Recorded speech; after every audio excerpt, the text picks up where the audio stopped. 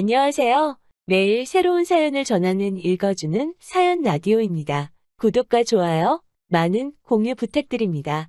오늘의 사연 시작하겠습니다. 안녕하세요. 작년 말에 솔로로 돌아온 30대 여성입니다. 2달 만에 짧은 결혼을 끝내게 된 건 바로 집안의 골칫덩이였던 노총각 아주버님 때문이에요. 남편과 저, 두 사람의 문제가 아닌 제3자 때문에 이혼까지 하게 될 거라곤 상상하지 못했는데, 남편과는 고교 시절 동창입니다. 당시에는 서로 인사만 주고 받을 정도로 서먹한 사이였지만, 고향을 떠나 같은 지역에 있는 대학에 진학하면서 가까워진 특이한 사이랄까요. 이후로 친한 친구처럼 몇 년을 지내다가 우연한 기회로 30이 되던 해부터 연애를 시작했어요. 오랜 시간에 걸쳐 서로를 알아왔던 덕분에 큰 잡음 없이 즐거운 만남을 가졌고 부부의 영까지 맺게 되었지요.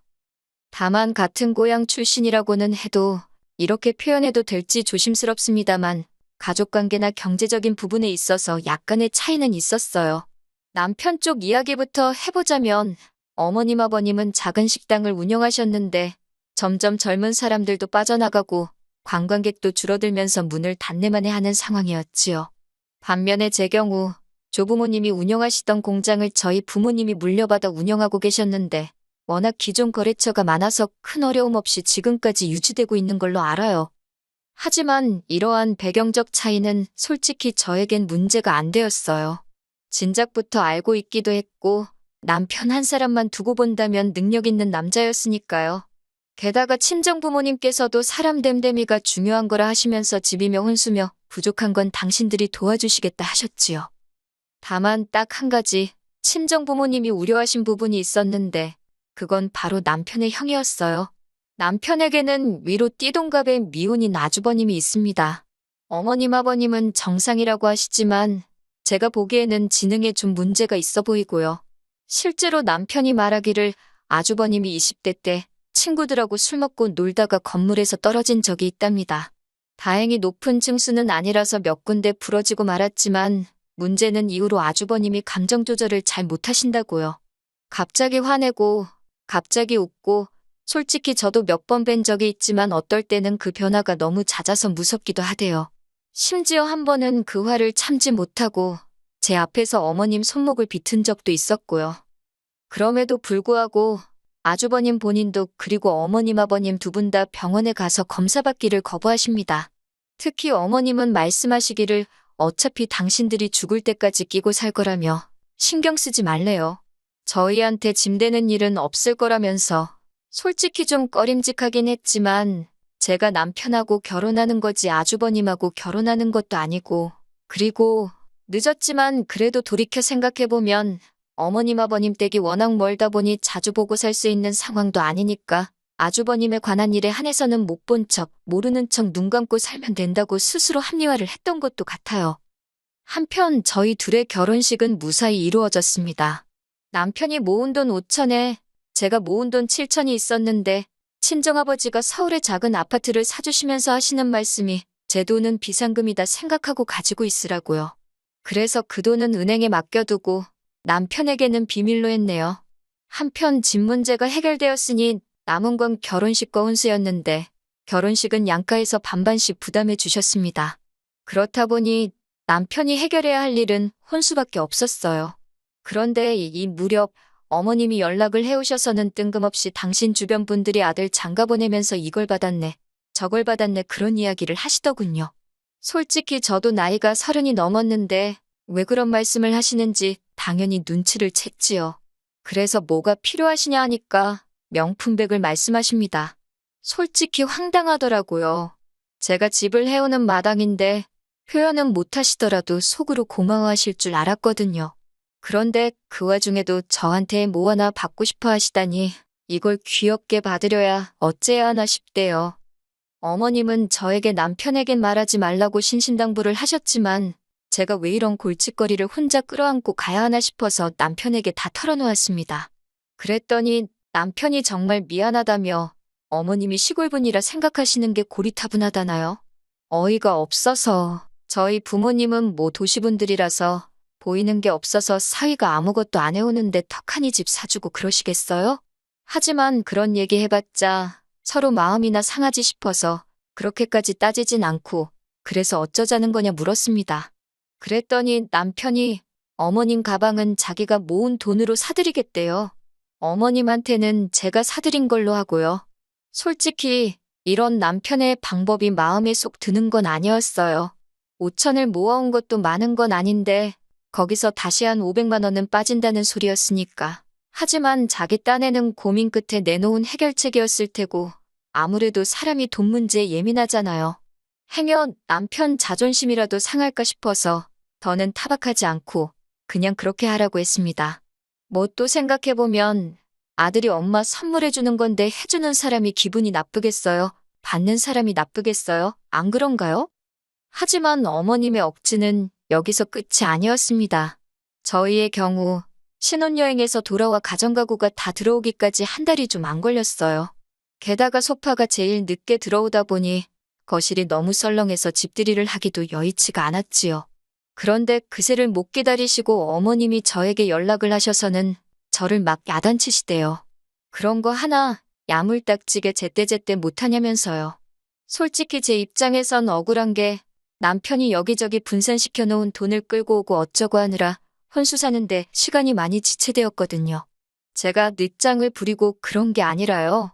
그렇다고 어머님을 붙들어 놓고 하나하나 설명해드리며 시시비비를 가리자니 그것도 경우가 아닌 것 같고 결국 죄송하다 하고 말았습니다.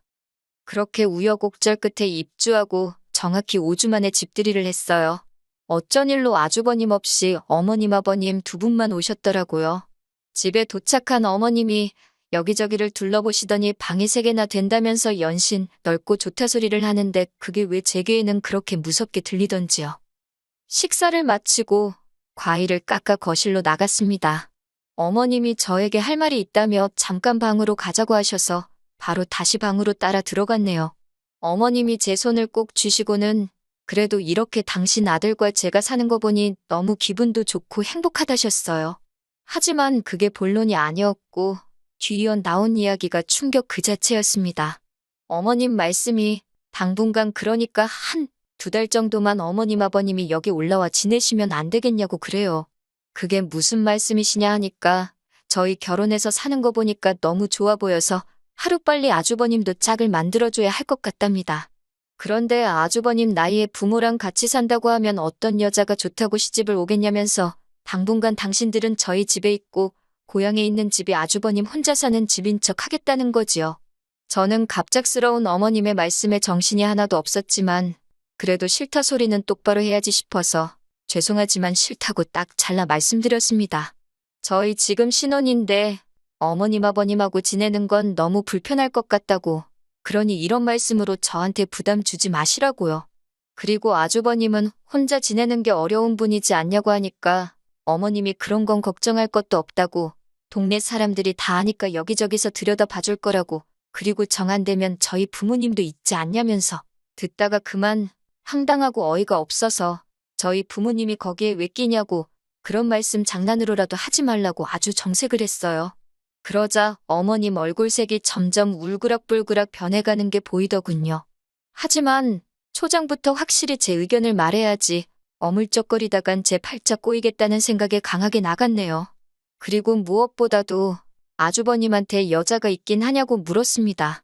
그랬더니 남자가 집 있고 혼자 산다 하면 여자들이 환장을 하고 달라들게 뻔하지 않냐면서 그러니까 저희랑 당신들이 2달만 같이 살면 된다고 막말로 서울에 몇십억 하는 집도 아니고 시골집 하나 있다고 어떤 여자가 환장을 해서 달라든다는 건지 정말이지 어머님이 어림택도 없는 소리를 하시더군요. 제가 100번 양보해서 2달이다 생각하고 같이 살았다가 아주버님 장가 그 사이에 못 가시면 어쩌실 거냐고 따지니 어머님이 사람 일이 원래 뜻대로만 되는 건 아니지 않냐며 그때는 정말 확실히 알아차렸습니다. 이대로 같이 살게 되면 끝이다. 평생 모실 수도 있겠구나. 정말이지 여러 가지로 별의별 생각이 다 들어서 무조건 죄송하다 못 들은 이야기로 하겠다 하고 방에서 먼저 나와버렸어요. 그런데 더 충격적이었던 건 제가 방에서 나오는 순간 남편과 아버님 두 사람하고 다 눈이 마주쳤는데 둘 다 제가 안에서 어머님하고 무슨 이야기를 나눴는지 이미 알고 있다는 표정이었다는 거예요. 아버님이야 어머님 남편이니 그렇다 쳐도 남편이 뻔히 어머님의 계획을 알고 있었으면서 저와 상의 한마디 하지 않았다는 사실에 큰 배신감과 분노까지 들더군요. 결국 집들이는 엉망이 되었고 어머님은 남편더러 어디서 저런 매정하고 피도 눈물도 없는 애를 데려왔냐며 악다구니를 쓰시곤 돌아가셨습니다. 제가 남편더러 할 말이 없냐니까 미안하다고 하지만 자기한텐 형도 소중하고 저도 소중해서 뭐라고 말해야 할지 모르겠더라나요. 이렇게 우유부단한 사람이었나 싶은 게 말도 못하게 실망스러웠어요. 그리고 그날 이후로 한동안 어머님은 연락이 없으셨습니다. 솔직히 제 입장에선 오히려 편하고 좋았어요. 못된 며느리라고 욕하실 수도 있지만 쭉 이렇게 살아도 막말로 전 손해볼 거 없다 싶었지요. 그런데 제 기대는 얼마 못 가 박살이 났습니다. 하루는 어머님 아버님이 연락도 없이 무턱대고 저희 집에 찾아오셨거든요. 하시는 말씀이 돈을 달랍니다. 저기 어디 외국 여자랑 결혼시켜주는 회사가 있다면서 거기다 4천만 원을 주면 젊은 여자로, 그것도 하시는 말씀이 저를 쳐다보시면서 너보다도 젊은 여자로 데려올 수 있다고 그러시는 거예요. 솔직히 상대해줄 가치도 못 느껴서 그래서요 라고 짧게 되물었습니다. 그랬더니 저 때문에 지금 아주버님이 장가를 못 가게 생긴 거나 마찬가지 아니냐며 그러니까 저더러 책임을 져야 할 거 아니냐고요. 4천만 원 네 친정에 얘기해서 달라고 해라. 네가 불편하면 내가 만나서 한다 하시는데 남편은 말로는 어머님더러 그게 무슨 소리냐고 그러지 마시라 하긴 했지만 딱 보면 보이잖아요. 저게 진짜로 말리는 건지 나 보라고 쇼하는 건지. 근데 쇼더라고요. 저는 어머님더러 어머님 아들이 저한테 장가 올 때 꼴랑 5천만 원 들고 온 건 아시냐. 5천만 원 가지고 어머님이 좋다 하는 이 방색의 아파트 서울에서 가당치도 않다고 단호하게 얘기했어요. 그나마 제가 어머님 아들을 사랑한다는 이유로 이렇게 데리고 살고 있는 거라고. 어머님 어디 저한테 돈 맡겨놓으신 거 있냐고 조목조목 따지기도 했지요.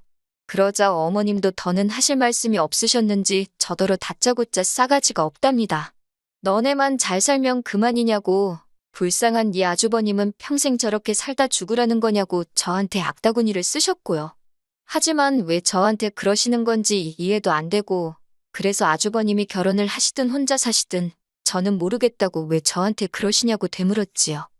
그러자 남편이 저더러 잠깐 얘기 좀 하자며 안방으로 들어갔습니다. 남편이 저더러 그렇게까지 말할 필요 있냐면서 일단은 어머님 달래서 내려가시게 하는 게 중요하지 않겠냐고 해요. 얼렁뚱땅 넘어갈 생각하지 말라고. 당신 지금 무슨 생각하고 있냐고 제가 몰아붙이니 남편이 깨갱하며 하는 말이 그러니까 두세 달만 어머님 아버님하고 일단 같이 살아보자입니다. 그리고도 그 사이에 아주버님이 장가를 못 가시면 우리는 할 만큼 한 거니까 그땐 좀 더 당당히 싫다 할 수 있지 않겠냐고요. 그리고는 어머님도 어느새 들어오셔서 하는 말이 같이 살아도 일절 간섭 안 하겠다는 말로 저를 달래기 시작했어요. 외식을 하든 늦게 들어오든 절대 뭐라고 안 하겠다나. 어머님은 그게 저한테 그럴듯하게 들릴 거라고 생각하신 건지 황당하기 짝이 없었지요. 결국 제가 어머님께 이렇게 말했네요. 애시당초 제 집인데 제가 외식을 하든 늦게 들어오든 그걸 왜 어머님이 허락을 해주고 말고 하실 생각이냐고요. 남편더러 그렇게 걱정되면 네가 나가서 집 구해서 어머님 아버님 따로 모시고 석 달 내에 아주버님 장가 보내고 들어오라 했습니다. 이 집에선 다 같이 못 산다고. 이유를 설명할 필요도 없다. 내 집인데 내가 싫다는데 내가 왜 설명을 해야 하냐고. 저도 너무 지쳐서 더는 따지고 이해시키고 그러기도 싫더라고요. 그러자 어머님은 저더러 뭐 저런 엑스이 다 있냐고 욕을 하셨고, 남편도 저더러 진짜 너무한다면서 제 편을 들어줄래야 들어줄 수가 없다나. 그래서 다 나가라고 했어요. 다 꼴도 보기 싫다고요. 그렇게 남편과 저는 그 오랜 시간의 인연을 뒤로하고 단 며칠 만에 남남이 되어버렸습니다. 허무하고 기가 막히대요. 어머님은 저희가 칼로 물베기 같은 싸움을 했다고 생각하셨는지 저희가 완전히 갈라서기로 했단 소식을 전했을 때 거의 기절 직전까지 가셨던 모양이에요. 아들 하나 더 장가 보내려다가 이게 웬일이냐면서 어머님 본인의 말씀에 따르면 가슴에 피멍이 들 만큼 스스로를 치셨다며 저더러 마음 풀나셨지만 이상하게도 그런 이야기를 들을수록 제 마음이 차게 식더라고요. 친정 부모님께서는 그래도 아니다 싶었을 때 빨리 그만두는 것도 용기라면서 저에게 기죽지 말라셨습니다. 친정어머니가 어떻게 보면 네 남편이 그 집 기둥이 아니냐며 남의 집 기둥은 함부로 빼오는 게 아니라고요. 친정아버지도 돈 같은 건 있는 집에서 더해주면 해결될 줄 알았는데 하시며 생각이 많으신 눈치였고 아무튼 자식으로서 못 보일 꼴 보여드린 것 같아 지금도 죄송스럽기만 합니다. 앞으로 즐겁고 행복하게 사는 모습만 보여드릴 수 있도록 더 힘내야겠지요. 긴 이야기 들어주셔서 감사합니다. 오늘의 사연은 여기까지입니다. 구독과 좋아요, 알람 설정해주시면 앞으로 더 좋은 사연으로 찾아오겠습니다. 감사합니다.